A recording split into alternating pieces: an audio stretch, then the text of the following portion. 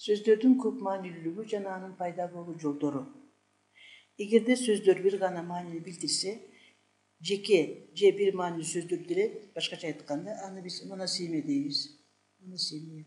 Башкача айтканда, эмеки бул бир эле маанини билдирген сөздөр. Мисалга алсак, моносемияга китеп жеке эле өзүнүн бир эле мааниси бар, андалек десек мисалы үчүн. Андалек. Же болбосо ара дейлик. Бирок мындай сөздөр бизде дагы көп жанагы бир маанилүү сөздөр. Ал эми бир эле сөздүн бир нече маанилерге билдириши сөздөрдүн көп маанилүүлүгү деп аталат. Аны жалпы тил илиминде полисемия дейбиз. Башкача айтканда, өзүңөр көрүп аткандай, бул көп маанилүү сөздөр. Полисемия. Эми ушул көп маанилүү тилдеги көпчүлүк сөздөр эки жандан ашык түшүнүктөрдү туюндуруп көп маанилүү келет. Көп маанилүүлүк тилдеги жагымдуу көрүнүш. Адамдар бир эле сөз менен бир нече түшүнүктөрдү туюнтуп сөздөрдү үнөмдөйт. Эгер пайда болгон түшүнүктөрдү улам жаңы сөздөр менен берип олтурсак, анда бир тилде сүйлөгөн адамдар үчүн ал тилдин сөздүк курамын өздөштүрүү оорго турмак. Лексиканын тез өсүшү, тез толукталышы, турмуштагы пикир алмашууда кыйынчылыктарды пайда кылмак. Эми сөздөрдүн көп маанилүүлүгү контекстке карап ажыратабыз. Мисалы үчүн, бул жерде өзүңөр көрүп тургандай көтөр деген сөз турат. Демек, ушул көтөр деген сөздүн маанилерин айтып көрөлүк. Биринчи мааниси мурунку ордунан өйдөлөтүп жогору чыгаруу, колго алуу дейт. Мисалы үчүн, бул жерде айтабыз. Мисалы үчүн туу көтөрүү деп алсак, мына ошондо ордунан көтөрүп коюу. Экинчи мааниси көтөрмөлүү, жогорулатуу. Мисалы үчүн азыр көп айтып атабыз, жаштарды көтөрүү керек деп, жаштарды кызматка көтөрүү дейт, жаштарды көтөрүү. Үчүнчү маанисин алалык, бул жерде үчүнчү мааниси дейт куруу. Куруу, тургузуу, тигүү деген мааниде үй көтөрүү дейт, үндү көтөрүү мисалы үчүн. Төртүнчү мааниси ишке, бийликке коюу, мисалы үчүн дайындоо, хан көтөрүү десек, мисалга алып көрсөк. Бешинчи бийиктетүү дейт. Бийиктетүү деген мааниси, мисалы үчүн үнүн көтөрүү, ал үнүн көтөрүп сүйлөдү десек, үнүн бийиктетүү. Алтынчы мааниси чыдоо, моюнсунуу, көнүү. Менен биз дагы турмушубузда көп колдонобуз, ал бардык кыйынчылыктарды көтөрдү деп айтсак мисалы үчүн. Жетинчи мааниси, мисалы үчүн ичип жиберүү дегенде, ал бир кесе кымызды көтөрүп жиберди десек, ичип жиберүү деген маанини дагы билдирип турат. Эми мисалдарда көрүнүп тургандай, жаңы мааниге ээ болгон сөздөр ошол сөздөрдүн мурунку маанилерин сактоо менен сөздөрдүн көп маанилүүлүгүн пайда кылып олтурат. Сөздөрдүн көп маанилүүлүгү кыргыз тилинде төмөнкүдөй жолдор менен пайда болот. Мисалы үчүн, биринчи жолу бул метафоралык жол. Метафоралык жол менен пайда болот биринчиси. Бул эмне дегенди билдирет, метафоралык жол дегенибиз. Эки жаандан ашык нерселер, кубулуштар формасындагы, өңү түсүндөгү, сапатындагы, кызматындагы, кыймыл аракетинин мүнөзүндөгү жана башка окшоштуктарына карай бир эле сөз аркылуу туюндалса, бул метафора деп аталат. Мисалы үчүн, алтын деген сөздү алып көрөлүк. Метафоралык жол менен алганда, алтын деген сөздү алалык. Биринчи мааниси баарыбызга белгилүү, бул эмне экен? Кымбат баалуу сары түстөгү жаркыраган металл. Алтын, күмүш эшилген, кендири бар алатоо десек, бул жерде кадимки эле бул түз маанисиндеги алтын деген маанини билдирип турат. Ал эми экинчи бир маанисин алсак, алтындын биринчи мааниси демек кымбат баалуу зат деп коелук, кымбат баалуу зат. Ал эми экинчи маанисин алсак, алтын дегендин. Демек, кымбаттуу, баалуу, сонун, эң жакшы дегенди билдирет. Мисалы үчүн, алатоо жериң алтын, биле элек эриң баркын десек. Бул эми ошол алтынга карата экинчи мааниси кымбаттуу, баалуу деген түшүнүктү билдирет. Эми үчүнчү маанисин алсак, бул эми сары түстү билдирип турат. Алтын деген өзү сары түстү экенин билебиз.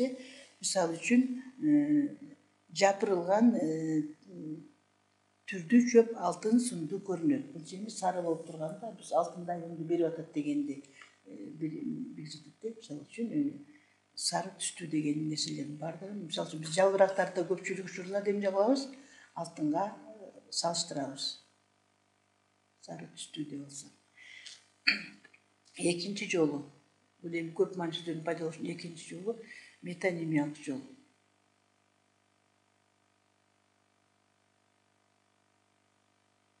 Метонимиялык жол. Бул эмне экен? Мында эки жагынан ашык нерселер өз ара маңыздык, тектик, мезгилдик, мейкиндик, логикалык жана башка жактан болгон катышына карата бир эле сөз менен туюндурулат. Бир сөз менен жасалган заттын ортосунда сырткы же ички жалпы окшоштуктар болду. Алардын ортосундагы дайыма болуп келген маңыздык, тектик, мезгилдик, мейкиндик, логикалык жана башка сыяктуу катышынан улам пайда болгон сөздөр. Мисалы үчүн мейкиндикте алган орду боюнча пайда болгон метонимиялар. Мисалы үчүн класс деген сөздү алалык. Класс деген сөз. Бул биринчи мааниси. Мисалы үчүн мен 9 класста окуйм десек. 9 класста. Бул демек мектеп окуучулардын жана жаш өзгөчөлүктөрүнө карай топко бөлүнүшү. Ал эми экинчи мааниси биздин класс десек. Бул деген бөлмөнү билдирип атат, классты. Экөөнү тең эле бир сөз менен айтып атабыз. Бирөөнүндө болсо окуучулардын жаш курагы 9 класстын окуучулары, а экинчи болсо ошолор окуган бөлмөнү билдирип турат да. Экинчиден мезгилдик катышка карай пайда болгон метонимиялар экинчиси. Демек мезгилдик биринчиси бул болуп кетти, экинчиси болсо мезгилдик катышка карай пайда болгон. Мезгилдик катышка карай пайда болгон метонимиялар. Мисалы үчүн күн деген сөздү алалык. Күн деген сөздү алалык. Күн деген сөздүн биринчи маанисин карап көргүлө. Бул планета, мисалы үчүн күн адам жашаган планета десек, биринчи мааниси. Ал эми экинчи маанисин алып көрсөк, биз жашаган ар бир күнүбүз, тирүүлүктүн ар бир күнү майрам десек, бул жерде эмне болуп калды? Биздин жашаган күнүбүз ушундай маанисинде. Үчүнчүсүндө алсак, үчүнчү мааниси көлөм. Көлөм зат жайланышкан орунду жана башканы билдирген пайда болгон метонимиялар.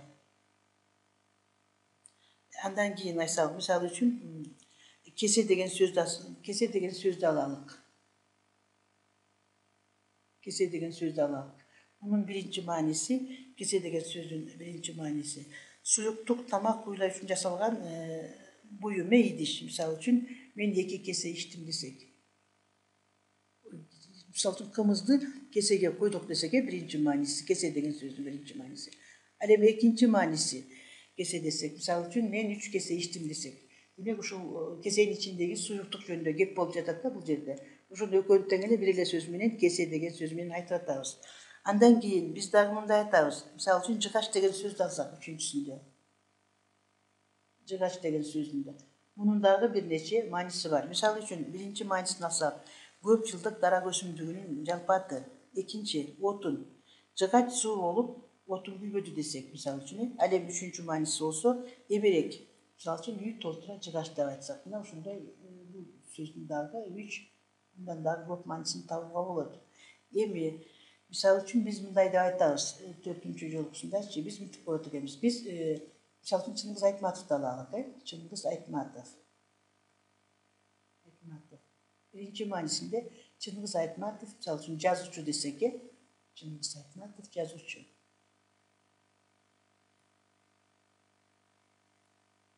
Айтматов жазуучу деп айтабыз.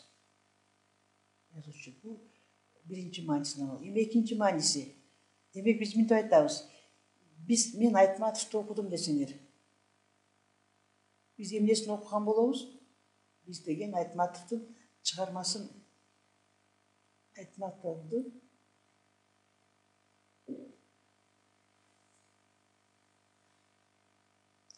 Айтматовду окудум десек.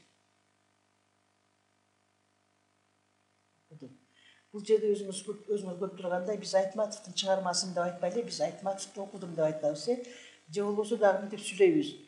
Айтматов басмадан чыгыптыр. Демек бул жерде өзүбүзгө баарыбызга эле түшүнүктүү, Айтматов чыккан жери жок. Эмне болду? айтматовдун китеби чыкты. Мына ушундай